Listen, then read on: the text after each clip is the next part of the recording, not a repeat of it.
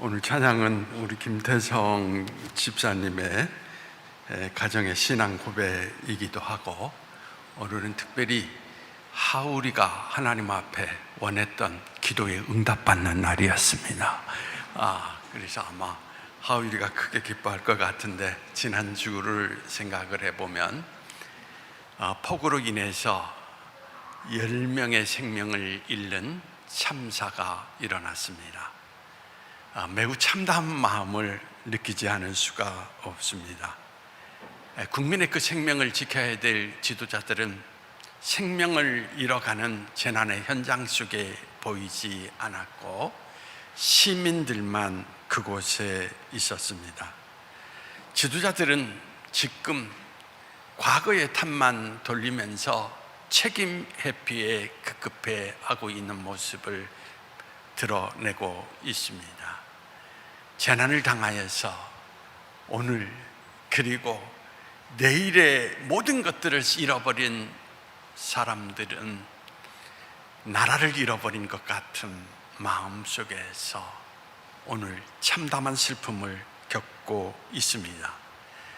우리는 1945년 8월 15일에 해방을 맞이하였지만 여전히 우리는 해방이 된 것이 아닙니다. 아직도 우리는 분단이라고 하는 그 장벽이 무너지지 않았고, 더 나아가서 우리의 운명을 우리 스스로 결정할 수 없는 그러한 우리의 현실을 알고 있기 때문입니다.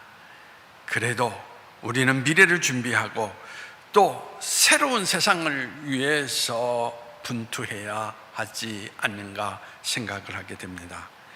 현대 납비 마빈 토케어의 책 영원히 살 것처럼 배우고 죽을 것처럼 살아라고 하는 책이 있습니다. 그 책의 이야기 가운데 체롬이라고 하는 그 작은 도시가 있는데, 그 도시를 통과하려면 매우 가파른 길을 걸어가야 했습니다. 그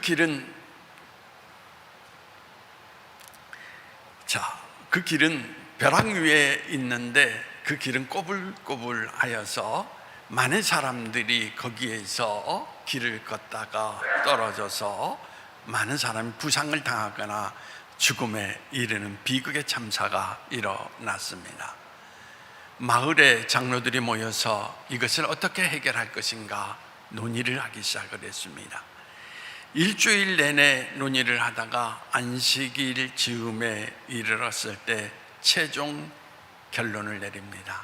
벼랑 밑에 병원을 짓자라고 결론을 내린 것입니다. 아주 근시안적인 결론을 내린 것입니다. 근본적인 해결책을 찾은 것이 아니라 좀 더 나은 삶을 살아갈 수 있지 않느냐라고 하는 그들의 모습을 우리는 찾아볼 수가 있습니다. 인생이라는 것도 가만히 생각을 해보면 인생의 근본적인 문제가 여러분 무엇이라고 생각을 합니까? 오늘 내게 살아가는 그 삶의 자리 가운데 경제적인 문제라고 여러분은 생각하십니까? 아니면 인간의 갈등의 문제라고 생각하십니까? 그런데 정작 여러분, 근본적인 문제는 경제의 문제도 아니고, 그리고 인간의 갈등의 문제도 아니고, 오늘 성경은 우리에게 가르쳐 주는 것이 뭐냐? 평안의 문제다라고 이야기를 하고 있습니다. 평안이라고 하는 것은 인간이 갈구하는 영원한 요소입니다. 예수님도 죽으신 지 사흘 만에 부활하셔서 제일 먼저 제자들을 만났을 때 제자들에게 뭐라고 이야기하십니까? 평안하냐라고 물으십니다. 그러면서 덧붙여 말씀하신 것이 평안할지어다 라고 하셨습니다. 예수님의 관점 가운데 가장 중요했던 것이 사람의 마음 가운데 어떻게 평안을 심어주느냐 라고 이야기를 하는 것이었습니다. 평안을 너희에게 끼치노니 곧 나의 평안을 너희에게 주노라. 내가 너희에게 주는 것은 세상이 주는 것과 같지 아니하니 너희는 마음에 근심하지도 말고 두려워하지 말라. 이 말씀을 예수님께서 약속하신 요한복음 14장 26절 말씀과 관련이 있습니다. 보혜사 곧 아버지께서 내 이름으로 보내실 성령, 그가 너희에게 모든 것을 가르치고 내가 너희에게 말한 모든 것을 생각나게 하리라. 평안이라고 하는 것은 관계의 문제라는 이야기인 것입니다. 우리의 삶의 모든 것을 생각나게 하시는 보혜사 성령님이 우리와 함께 할 때 우리는 평안을 누릴 수 있다는 것을 말해주고 있는 것입니다. 그런데 오늘 우리가 주목해야 하는 본문 말씀, 오늘 본문에 내가 너희에게 주는 것은 세상이 주는 것과 같지 아니하니라 라고 이야기를 했습니다. 무슨 의미입니까? 이 말씀을 정확하게 이해하기 위해서 세상이 주는 평안이 무엇인지 그것을 우리는 알아야 되는 것입니다. 우리가 생각하는 평안이 무엇입니까? 우리가 생각할 때에 우리의 평안을 깨트리는 것은 근심거리라고 이야기를 하기도 합니다. 그런데 여러분, 근심의 문제가 해결된다라고 거기에서 끝이 납니까?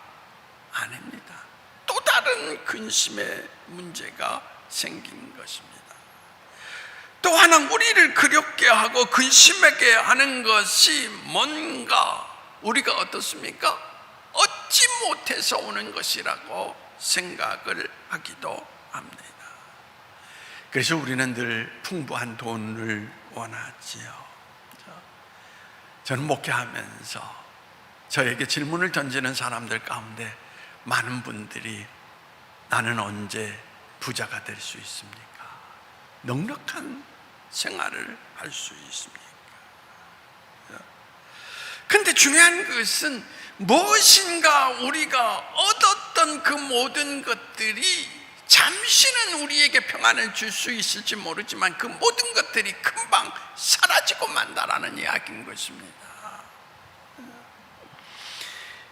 결국 평안을 얻는 것이 아니라 여러분, 우리는 또다시 불안 가운데 빠져간다라는 것을 이야기하지 않을 수가 없습니다. 성경은 오늘 우리에게 이렇게 이야기합니다. 평안이라고 하는 것은 우리와 함께 하시는 성령님을 느끼게 될 때 바로 우리는 그 안에서 평안을 누리게 된다는 것을 분명하게 나타내주고 있습니다. 우리가 예수님을 잘 믿는다라고 이야기하고 있지만 지금 내가 평안을 누리지 못하고 있다면 우리의 신앙의 문제를 점검해야 된다는 것을 성경은 지적을 하고 있습니다. 그래서 오늘 말씀을 우리가 주목해야 하는 것입니다. 행복하게 살고 싶지 않은 사람이 어디 있습니까? 아마도 없을 것입니다. 행복할 권리는 헌법에 나와 있을 만큼 누구나 누려야 할 권리입니다. 모든 국민이 국민으로서 존엄과 가치를 가지며 행복을 추구할 권리가 있다라고 헌법 제2장 10조에 기록되어 있는 것을 찾아볼 수가 있습니다. 행복은 마음과 몸의 요구가 충족될 때 부족함이 없는 상태를 나타내 주는 것입니다. 이런 상태는 사람에게 만족을 느끼게 하고 기쁨을 주며 무엇으로도 바꿀 수 없는 흐뭇한 정감을 느끼게 해줍니다. 그런데 이런 행복을 누리지 못하게 하는 최대의 적이 뭡니까? 바로 욕심이라는 것입니다. 인간의 끝없는 소유욕은 절대로 자기의 모든 것을 채울 수 없는 밑빠진 독과 같다라는 것입니다. 욕심을 버리지 않는 한 몸의 욕구가 충족되지 않는 한 우리는 행복을 누릴 수 없다라고 하는 거예요. 오직 그리스도를 통해서만 오늘 이 성경은 하나님은 인간은 행복할 수 있다는 것을 강조하고 있습니다. 4세기의 위대한 성자였던 어거스틴은 인생의 목적이 무엇인지 깨닫기 위해서 방황하는 세월을 보냈습니다. 그는 공부하기 위해서 청년 때 집을 떠나서 카르타고로 갔습니다. 그는 로마의 철인인 키게로와 플라톤 사상에 몰입하기도 했고 친구의 권유에 의해서 마니교에 빠지기도 했고, 그런데 어느 날 그는 한 친구의 죽음을 바라보면서 인생의 허무에 빠지기도 했습니다. 그는 하나님은 자기 삶의 방탕, 그 삶의 모습에도 회의를 느끼기도 시작했습니다. 그런데 어느 날 아이들이 노래를 부르고 있었습니다. 집어서 읽어라 라고 하는 그 노래를 길거리에서 듣고 어거스틴은 집에 들어가서 성경책을 펼치자 그의 눈앞에 로마서 13장 12절에서 14절 말씀이 크게 확대되어서 들어왔습니다. 밤이 깊고 낮이 가까워왔으니 그러므로 우리가 어둠의 일을 벗고 빛의 갑옷을 입자. 낮에와 같이 단정히 행하고 방탕과 술 취하지 말며 음란과 호색하지 말며 쟁투와 시기하지 말고 오직 주 예수 그리스도로 옷 입고 정욕을 위하여 육신의 일을 도모하지 말라.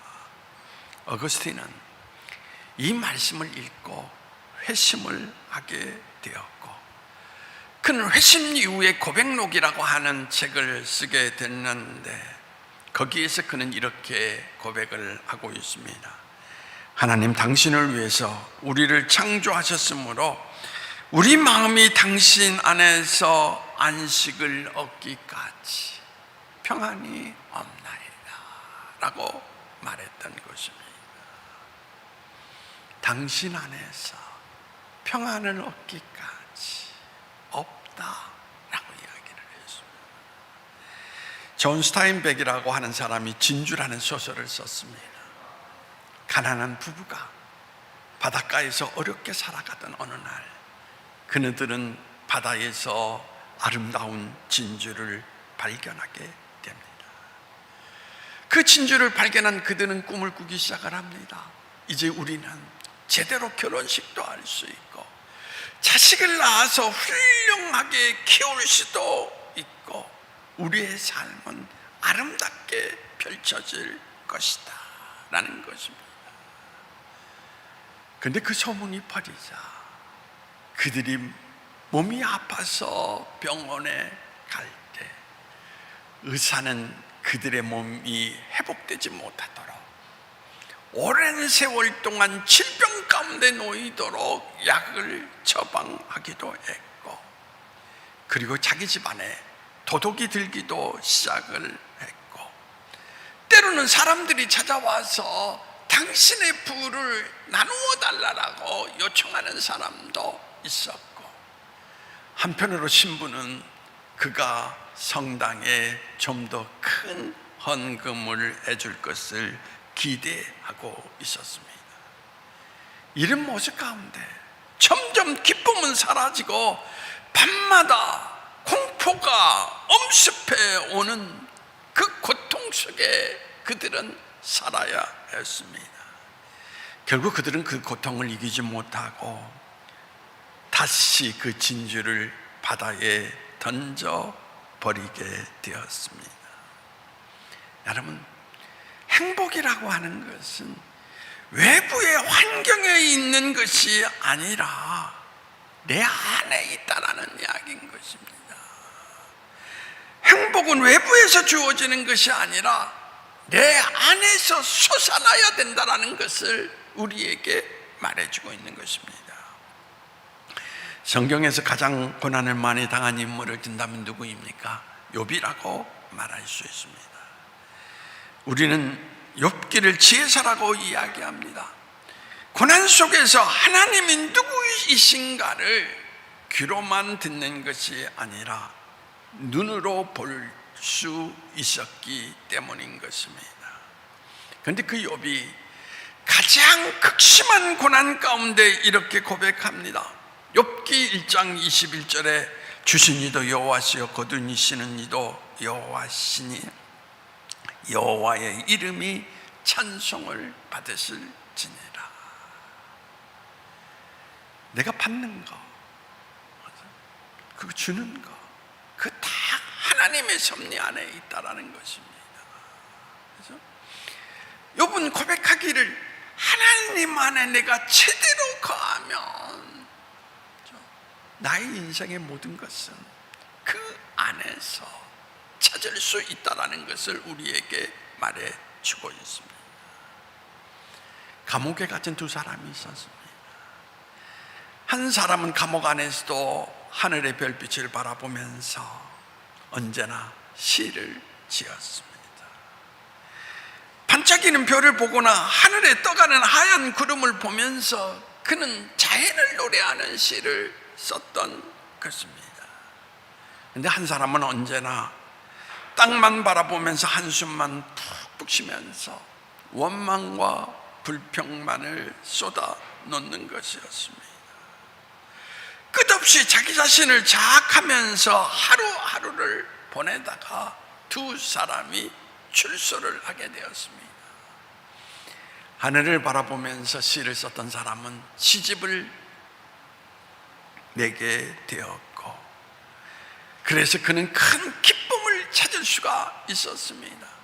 그런데 감옥 안에서 날마다 자기를 자학하면서 원망과 불평 속에 살았던 사람은 결국은 정신병원에 입원하게 되었다라는 것을 이야기하고 있습니다.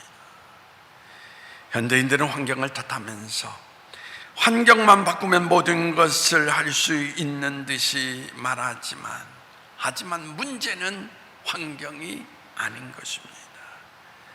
참된 그리스도인은 환경을 탓하지 않고 열악한 환경 속에서도 평안을 누립니다. 환경에 휩쓸리는 사람은 마음에 걱정거리가 떠날 일이 없지만, 하나님과 동행하는 사람은 언제나 고난 가운데에도 참된 평안을 누릴 수가 있는 것입니다. 빌립보서 4장 7절에서 사도 바울은 이렇게 이야기를 합니다. 하나님의 평강은 그리스도 예수 안에서 우리의 마음과 생각을 지켜준다 라고 이야기하고 있습니다. 여러분, 환경을 바라보지 마시고 하나님을 바라보십시오. 거기에 진정한 평안이 있다라는 거. 조슈아 라프맨이 마음의 평안이라는 글을 썼습니다. 그런데 그 책 가운데 이런 내용이 나옵니다. 한 젊은이가 노인에게 찾아가서 가르침을 받기를 원했습니다. 그때 노인은 그대가 원하는 것이 무엇인가? 라고 묻습니다. 젊은이는 첫째는 건강이고, 둘째는 재물이고, 셋째는 외모고, 넷째는 재능, 다섯째는 권력, 여섯째는 명예라고 열거하기 시작을 했습니다. 그때 노인은 이렇게 이야기를 합니다. 청년, 평안이 없이는 아무것도 얻을 수가 없네 라고 말합니다. 평안 없이 이 모든 것들은 허상이라는 것입니다. 평안이 있으면 이 모든 것은 철로 생겨난다는 것입니다. 그리고 자신이 가진 것에 만족하게 된다라는 이야기인 것입니다. 이 평안은 주님이 주시는 선물이라는 이야기인 것입니다. 요한복음 14장 27절에서 나의 평안을 너희에게 주노라 하셨습니다. 주는데도 못 받는 것은 어리석은 사람이거나 교만하기 때문이라고 말할 수밖에 없습니다. 지금 고인이 되었지만 이어령 박사는 한국 지성의 대표적인 사람입니다. 그런데 이어령 박사에게 사람들이 찾아와서 왜 교회를 가느냐고 비난하기도 했습니다. 그때 이어령 박사가 이런 이야기를 합니다. 배고프면 어디 가지? 식당에 갑니다. 몸이 아프면 어디 가지? 병원에 갑니다. 그러면 먹어도 배고프고 마셔도 갈증이 나고 놀아도 심심하고 배워도 답답하면 어디를 가야 하지? 거기에 답하는 사람이 아무도 없었습니다. 영혼이 메마른 사람이 찾아갈 곳은 교회인 것입니다. 교회가 부패했다라고, 그래서 나는 교회를 가지 않는다라고 이야기하는 분들이 많습니다. 그런데 생각해 보십시오. 병원이 오지는 한다고 해서, 그래서 죽는 사람이 나타난다고 해서 병원을 가지 않습니까? 그럴 수는 없습니다. 영혼의 목마름을 앓는 사람이 찾고 싶은 것이 바로 교회이기를 바라는 것입니다. 세상이 주는 것 같지 않은 평안을 경험하는 사람에게 특징적인 것이 있습니다. 그는 바로 하나님의 임재하심을 느끼고 산다라는 것입니다. 스콜틀랜드의 위대한 선교사 존 맥닐의 이야기입니다. 그는 어렸을 때 늘 밤늦게까지 공부를 했습니다. 집에 도착하려면 강도들과 도둑들이 나오는 어둡고 위험한 길을 그는 2km 정도 통과해야 했습니다. 어느 토요일 날 경험을 이렇게 이야기합니다. 나는 그날도 늦게까지 공부를 하고 집으로 행했을 때 자정이 지났습니다. 마을에서 2km나 떨어진 길은 전보다 험하게 느꼈습니다. 좌우로 숲이 우거진 높은 언덕들이 있었습니다. 그때 나의 나이는 16살이었습니다. 나는 정신없이 빨리 걷고 있는데 갑자기 전방 20m쯤 되는 곳에서 굵직한 목소리가 들려왔습니다. 존이냐? 너무 놀라서 순간적으로 대답을 할 수가 없었습니다. 잠시 후에 누군가 나의 어깨를 어루만지고 있었습니다. 바로 그분은 나의 아버지였습니다. 그 순간 어두웠던 주위가 환해지는 것을 느낄 수가 있었습니다. 라고 그는 고백을 하고 있습니다. 그 이후 시간 그는 전혀 두려움을 느낄 수 없었다라고 고백하면서 아버지가 나와 함께 하신다라는 그 진리의 그 사실을 우리에게 전해주고 있습니다. 여러분, 그리스도인들이 환경이 어려워서 평안을 누리지 못하는 것이 아닙니다.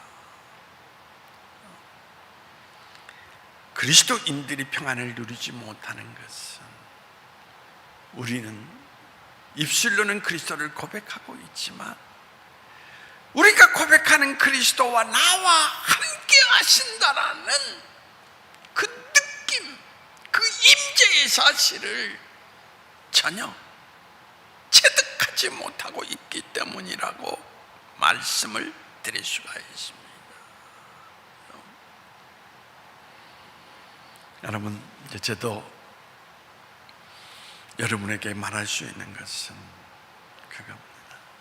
인생을 살아오면서 제 시간의 모든 날들을 돌이켜보는 그러한 일들이 빈번히 일어나는 것을 많이 느껴봅니다.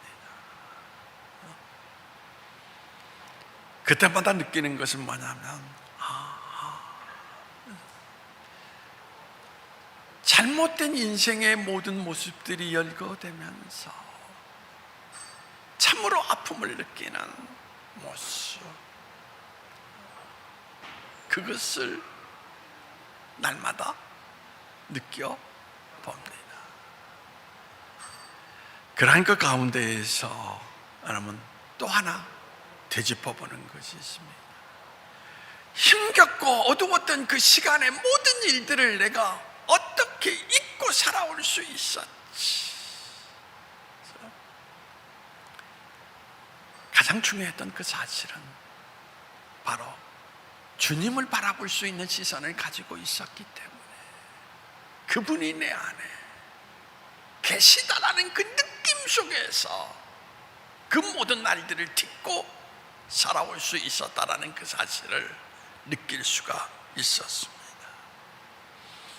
저는 여러분들에게 간절히 요청합니다. 성령의 귀를 기울이십시오. 그리고 그분의 음성을 들으십시오. 그리고 더 나아가서 그로 인해서 하나님의 임재하시는 체험을 경험하십시오. 그때 오늘 성경이 말하고 있는 내가 너희에게 평안을 준다, 평안을 누릴 수 있는 우리의 삶을 살아갈 수 있다라는 거 꼭 기억하시면서, 그렇죠? 오늘도 성령의 음성에 귀를 기울이고 성령에 민감한 여러분의 삶이 되기를 간절히 소망합니다. 기도하시겠습니다.